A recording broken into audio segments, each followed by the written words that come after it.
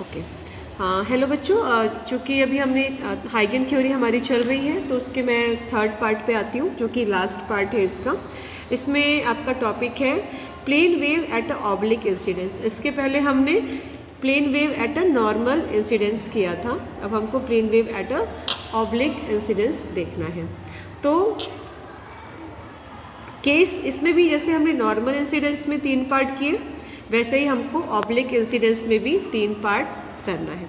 ठीक है, तो फर्स्ट पार्ट हम देखते हैं कि when optic axis is lying in the plane of incidence and parallel to the crystal surface. जब ऑप्टिक एक्सिस क्रिस्टल सरफेस के पैरेलल होगा तो क्या होगा।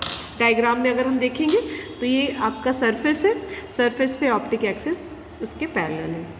ठीक है, तो क्या होगा कि जो प्लेन वेव फ्रंट है ए बी वेव फ्रंट जब स्ट्राइक करेगा किस पे, जब वो पी क्यू के सरफेस पे स्ट्राइक करेगा, जो कि पी क्यू क्या है, पी क्यू कैल्साइट क्रिस्टल का सरफेस है।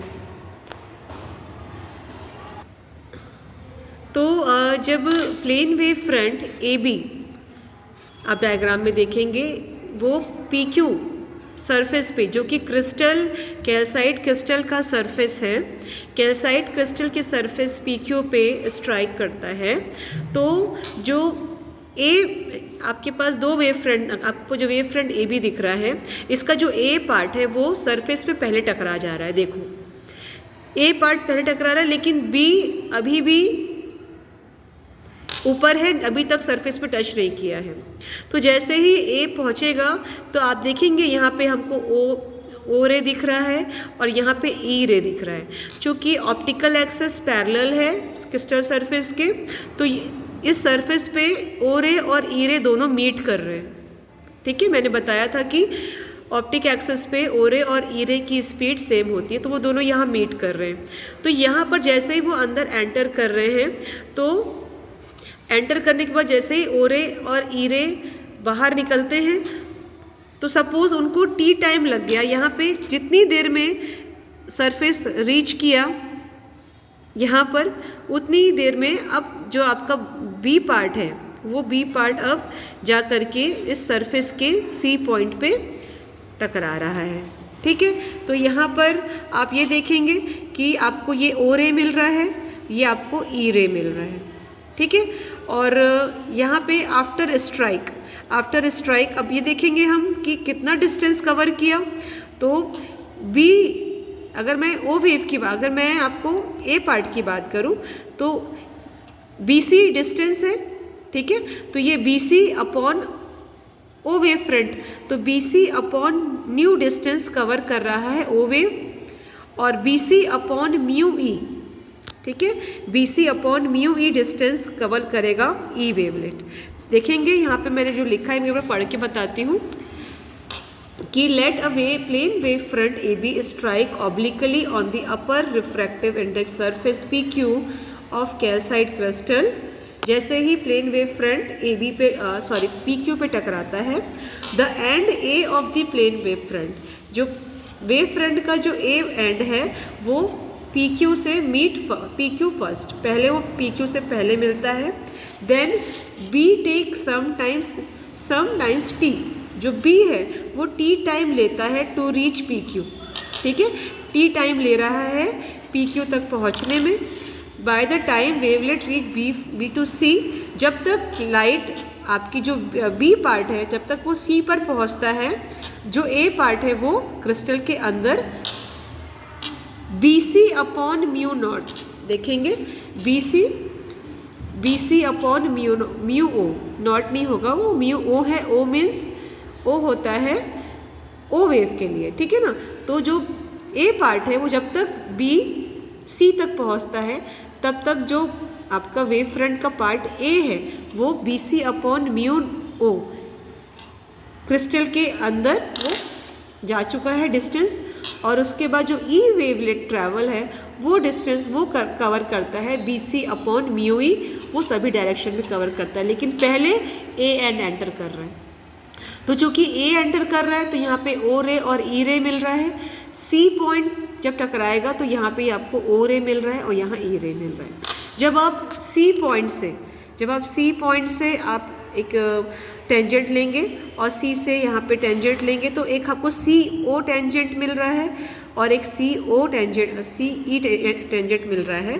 तो ये दोनों जो टेंजेंट हैं ये आपके एक तो रिफ्रैक्टेड ओ वेव फ्रंट का टेंजेंट है, जो सी ओ है ये आपका रिफ्रैक्टेड ओ वेव फ्रंट का टेंजेंट है और सी ई आपका रिफ्रैक्टेड ई वेव का वेव फ्रंट होगा। तो the tangential plane C R from C to sphere represent the refracted O wave front and tangential plane C from C to ellipsoid represent refracted E wave front. तो ये आपने क्या किया, आपने सी से टेंजेंट लिया तो आपको सी ओ वेव फ्रंट मिल रहा है, सी ई वेव फ्रंट मिल रहा है। तो यहाँ पे पहले आपका ए एंड एंटर कर गया और फिर बाद में आपका सी एंटर कर रहा है। ये ध्यान रखेंगे कि जो ओ वेव है और जो ई, दोनों की जो ओ है और दोनों की जो ई है वो एग्जैक्टली मेरा थोड़ा पैरेलल नहीं बना है, पर आप लोग एकदम इसको पैरेलल बनाएंगे। सी का जो ये आपका ओ वेव, इसका और इसका ओ वेव, इसका ई वेव और इसका ई वेव दोनों एकदम पैरेलल बनना चाहिए। ठीक है, मेरा थोड़ा इसमें बनने में मिस्टेक हो गई। अब केस बी में आती हूँ। केस बी में बिल्कुल वैसा ही होगा। यहाँ पे ऑप्टिक एक्सिस जो है lying in the plane of incidence are perpendicular to the crystal surface. अब ये आपका क्रिस्टल सरफेस है ये और ऑप्टिकल एक्सिस परपेंडिकुलर है। जब परपेंडिकुलर है, जब आपकी ऑर्डिनरी लाइट आपकी एंटर करेगी, अगेन ऑब्लिकली एंटर कर रही है, तो यहाँ पे पहले ओ वेव बनेगा।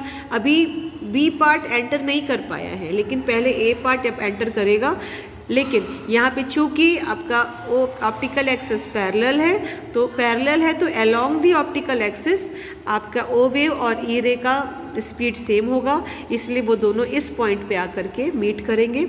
यहाँ पर भी हमको एक ओ वेव मिलेगा, एक ई वेव मिलेगा और सेम यहाँ पर जो लाइट है वो BC upon mu not speed, आपके जो ओ वेव फ्रंट है BC upon mu not distance cover करेगा और जो ई वेव फ्रंट है वो BC upon mu E distance cover करेगा।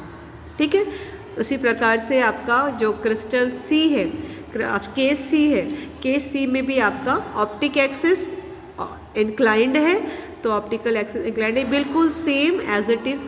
इसमें जो केस ए, केस बी और केस सी है, इसमें आफ्टर रिफ्रैक्शन सरफेस से पास होने के बाद बिल्कुल सेम डायग्राम बनता है, ज़्यादा कोई डिफरेंस नहीं है। ठीक है, तो अगर आप इसमें केस 1 को ही अच्छे से अगर एक्सप्लेन कर लेंगे तो भी आपका हो जाएगा, और एक्सप्लेन करके केस 1 को, केस 2 और केस 3 का आप डायग्राम, आप केस दे दिए और डायग्राम बना दिए, केस दे करके डायग्राम बना सकते हैं। ठीक है, बाकी थ्योरी लगभग इन दोनों की सेम, तीनों की सेम ही रहेगी। ओके।